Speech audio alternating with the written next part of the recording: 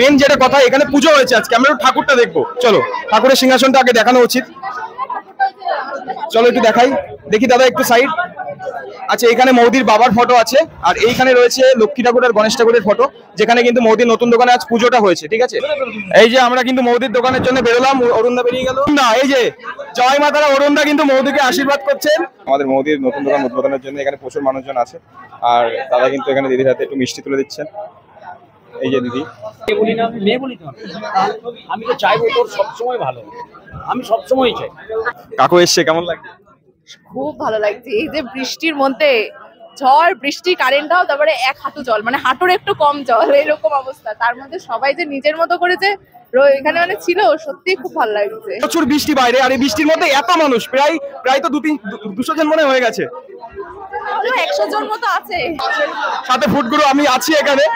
কেমন লাগছে বলো? খুব ভালো লাগছে গো, খুব ভালো লাগছে। আর একটু টেনশনও হচ্ছে যে এত বৃষ্টি, কারেন্টও ঠিকঠাক বসতে দিতে পারছি না, জল জমে গেছে, মানে খারাপও লাগছে, এত দূর থেকে সবাই এসছে, তো কি করা যায়। সবাই চেয়েছিল কচুরির দোকানে আজ কচুরি খেতে, বাট কচুরি কেন হচ্ছে না? তাও না, আজকে কচুরি রাখিনি, মানে সবাই তো ডেলি দোকানে যে ভাইরা জেঠরা ছিল তো কাজ করে, আজকে তো ওদেরও একটা আনন্দের দিন, ওদের একটু আলাদা, ওরা একটু থাক।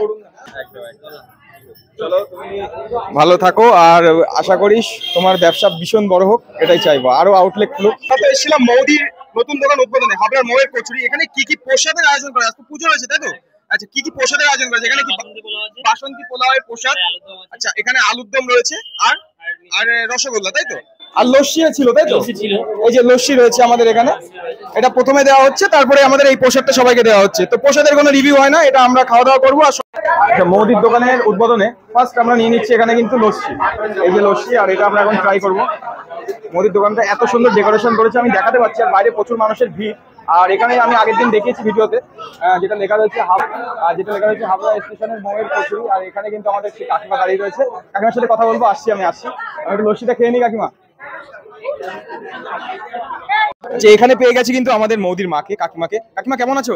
খুব ভালো, তুমি? আমি ভালো আছি। আর আজ তো নতুন দোকান উদ্বোধন হচ্ছে, আর সবাই এত প্রচুর মানুষ এসছে এখানে, কেমন লাগছে? খুব ভালো লাগছে, সব থেকে বেশি ভালো যে সবাই এসেছে, সবাই।